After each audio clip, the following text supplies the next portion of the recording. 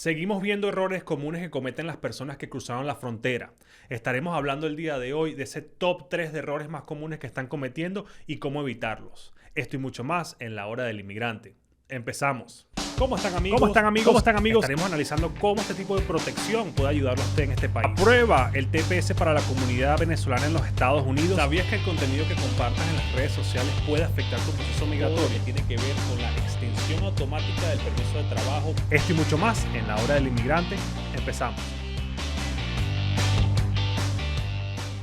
¿Cómo están, amigos? Y bienvenidos a La Hora del Inmigrante, donde el día de hoy estaremos hablando de todos esos errores que están cometiendo las personas que cruzaron la frontera y que al final del día pueden afectar su caso y hasta pueden resultar en una negación de su proceso de asilo. Pero antes de empezar, quiero invitarlos, suscríbanse a este canal, La Hora del Inmigrante, donde estamos hablando acerca de lo último en temas migratorios todas las semanas y que también compartan la información con la comunidad porque así pueden saber más las personas sus derechos y qué pueden hacer para poder quedarse legalmente en los Estados Unidos. En Instagram, como ya saben, La Hora del Inmigrante y John de la Vega Law. Y quiero empezar este top 3 con el número 3, que sería la confusión que hay con la jurisdicción que debe de adjudicar tu solicitud de asilo.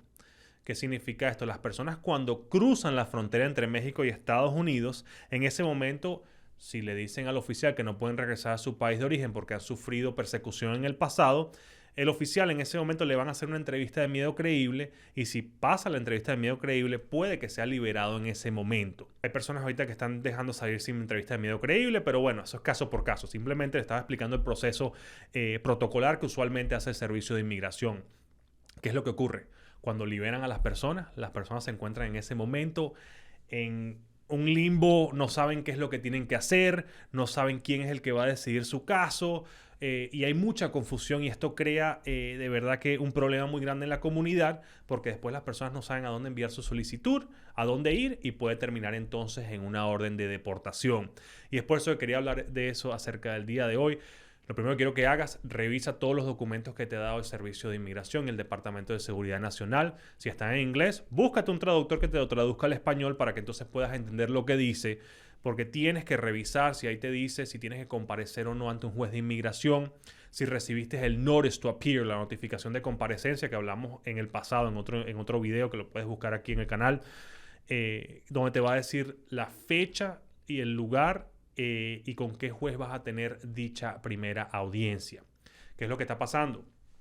Hay muchas personas que recibieron la notificación de comparecencia que tienen que comparecer ante un juez de inmigración, pero de pronto le envían la solicitud de asilo a otro departamento, a otro lugar, a otra dirección y eso de pronto se perdió o no se tomó en consideración. Después se te pasa el año de pedir asilo y en ese momento ya, ¿cómo le puedes justificar eso a un juez de inmigración? Va a ser muy complicado. Así que primero en principal, lee los documentos que te entregó el Servicio de Inmigración cuando te liberaron. Ve si dice alguna ubicación, algún lugar donde se encuentra en estos momentos la Corte de Inmigración, tus audiencias a futuro. Y entrega dicha información, dicha solicitud de asilo, dichas pruebas que corroboran tu caso a la jurisdicción donde te toca en estos momentos. Como siempre les digo, no esperen hasta el último segundo. Hay personas que esperan hasta el día antes, a las 12 de la noche, para ver si pueden resolver. Haz esto lo antes posible porque es un proceso complejo, es confuso. Algunas veces se le explica a los clientes y los clientes dicen, ya, pero ¿por qué es esto así? ¿Por qué esto asado? Y yo les digo, lamentablemente muchas de las cosas que ocurren aquí en el tema migratorio no tienen sentido, pero hay que seguirlas porque esas son las leyes en estos momentos. Así que ya sabes, averigua la jurisdicción de tu caso y entrega tu solicitud a tiempo. Número 2. Pasé mi entrevista de miedo creíble. Me han aprobado mi entrevista de miedo creíble. ¿Esto significa que me aprobaron mi caso de asilo? ¿O esto significa que ya entregué un caso de asilo? ¿Y la respuesta cuál es? No. Simplemente haber aprobado la entrevista de miedo creíble es ese primer filtro que tiene el Servicio de Inmigración, el Departamento de Seguridad Nacional, para ver si a futuro puedes calificar para pedir asilo en los Estados Unidos. Netamente haber pasado esa entrevista ni significa que entregaste un caso de asilo, ni significa que te aprobaron un caso de asilo. Así que ya sabes, vas a tener que entregar el formulario de asilo para poder pedirlo frente a un juez de inmigración y también vas a tener que entregar pruebas que corroboren tu caso. Pasar la entrevista de miedo creíble es muy bueno, es chévere porque ya en ese momento te pueden dar el chance a salir bajo parol o bajo palabra o por fianza, pero no significa que hayas entregado un caso de asilo. Así que ya sabes, a trabajar en ese caso. Tercero, Yo puedo hacer mi proceso solo, no necesito que nadie me ayude en mi proceso migratorio, yo puedo resolverlo porque yo sé mi caso, yo sé las leyes migratorias en los Estados Unidos o el vecino mío se las sabe. Incorrecto.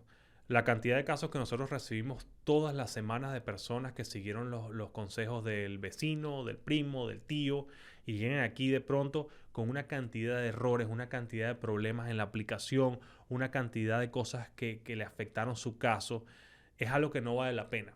Es por eso que tienes que buscarte abogados de inmigración que te puedan representar en una corte de inmigración, no abogados en otros países, no personas que trabajaron en otros lugares, abogados certificados en los Estados Unidos que tengan una licencia donde puedan practicar leyes en este país y puedan recomendarte y asesorarte en temas migratorios y que tengan experiencia en este tipo de casos.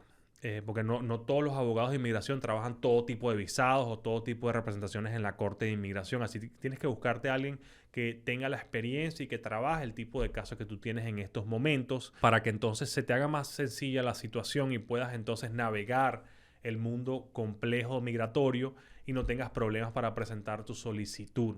Así que ya sabes, búscate un abogado licenciado en los Estados Unidos que pueda ayudarte. No esperes hasta el último segundo porque, como ya saben, entre más pasa el tiempo y más corto le des el tiempo para que trabaje el abogado, más caro va a salir y probablemente pueda resultar en problemas a futuro. Así que quieres conseguirlo lo antes posible. Me han contactado muchas personas que llegaron hace un mes a los Estados Unidos. Me parece excelente porque me dan la oportunidad de sentarme, trabajar en la declaración personal, traducir los documentos y estamos más tranquilos. En cambio, cuando me llamas y me dices, mira, tengo una audiencia final en una semana, ¿qué puedo hacer yo en ese momento? Va a ser súper complicado y va a ser también va a ser costoso para ti en ese momento. No esperes hasta el último segundo para buscarte un abogado de inmigración. En resumen, averigua la jurisdicción de tu caso para que envíes tu solicitud al lugar correcto. También haber pasado tu entrevista del miedo creíble no significa que te aprobaron un caso, ni tampoco significa que tienes un caso de asilo pendiente con la corte. Simplemente un primer filtro. Una vez que lo pasas, tienes que aplicar para asilo y tienes que luchar para que ese caso sea aprobado. Y también el tercero es que busques a un abogado de inmigración certificado en los Estados Unidos que pueda defender tu derecho en este país y pueda ayudarte a navegar la compleja situación migratoria que vivimos hoy en día en los Estados Unidos. Así que ya saben, amigos, este ha sido el programa de la semana, La Hora del Inmigrante. Si te gustó, dale like. También comparte el contenido con amistades y familiares para que no vayan a caer en esos problemas que te puede traer escuchar al vecino, al tío, al primo, que no son abogados licenciados en los Estados Unidos. Esta ha sido La Hora del Inmigrante. Ya saben, amigos, nos vemos la próxima semana. Adiós.